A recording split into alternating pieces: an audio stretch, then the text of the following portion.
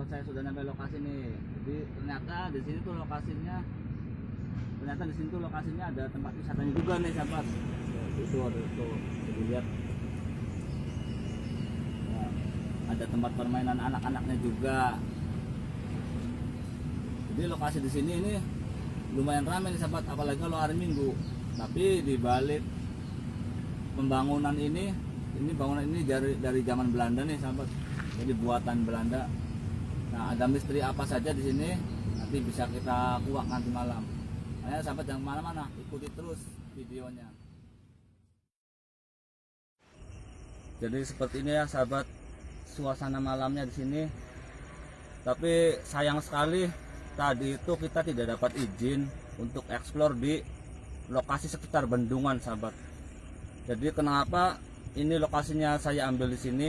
Ini cukup jauh dengan lokasi yang tadi siang sahabat.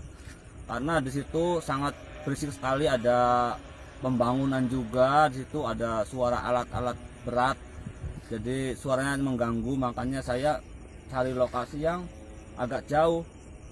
Dan tadi saya meminta izin untuk eksplor di situ juga tidak diizinkan sahabat, karena dengan alasan sedang ada pembangunan. Jadi kita berbicara tentang mitosnya saja nih sahabat. Jadi mitosnya itu katanya di situ itu meminta tumbal. Katanya meminta tumbal, itu keterangan dari orang. Katanya meminta tumbal sekitar 25. Dan kemarin juga katanya ada yang meninggal, itu sopir atau apa ya, saya tidak tahu juga karena rumornya juga tidak jelas sahabat. Jadi saya tidak terlalu begitu menanggapi. Kembali soal mitos, kita boleh saja mempercayai tentang hal-hal mistis ya, tapi jangan sampai kita terikat nih sahabat. Nanti kita kan bisa takutnya tersugesti. Jadi kalau masalah umur itu sudah ditentukan oleh Allah Subhanahu wa taala. Bisa jadi orang itu meninggal karena kecapean. Nah, di saat ada peristiwa itu, makhluk-makhluk yang ada di situ itu memanfaatkan momen itu sahabat. Jadi bisa saja dia itu dari bangsa-bangsa jin itu bertasyakul. Jadi bertasyakul itu mereka mewujudkan atau mendatangi lewat apa salah seorang di situ, akhirnya orang itu percaya bahwa itu karena tumbal. Tapi sebenarnya momen itu dimanfaatkan oleh bangsa-bangsa jin yang kebetulan mengetahui peristiwa itu sahabat.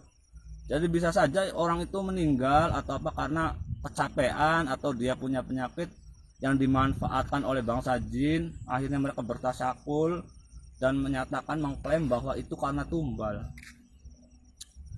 Jadi sekali lagi saya jelaskan ya sahabat, bangsa jin itu tidak bisa membunuh manusia secara langsung.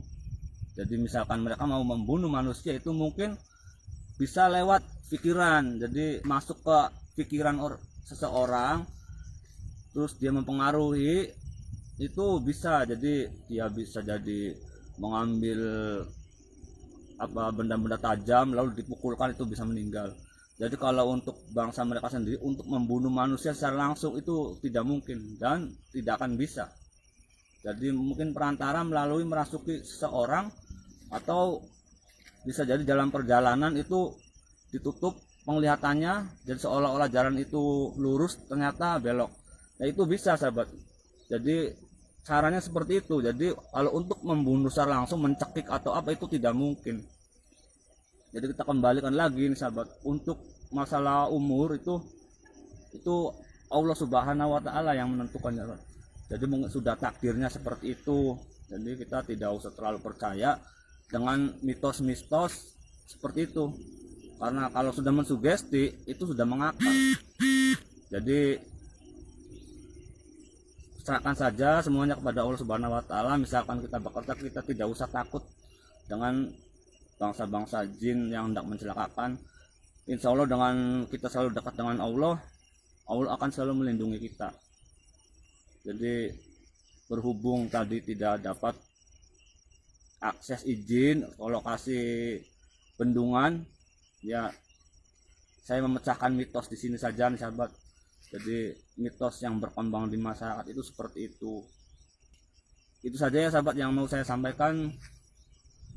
Saya Raden Bagusdari Firmansyah berpamitan dan saya ucapkan wabillahi taufiq wal hidayah. Wassalamualaikum warahmatullahi wabarakatuh.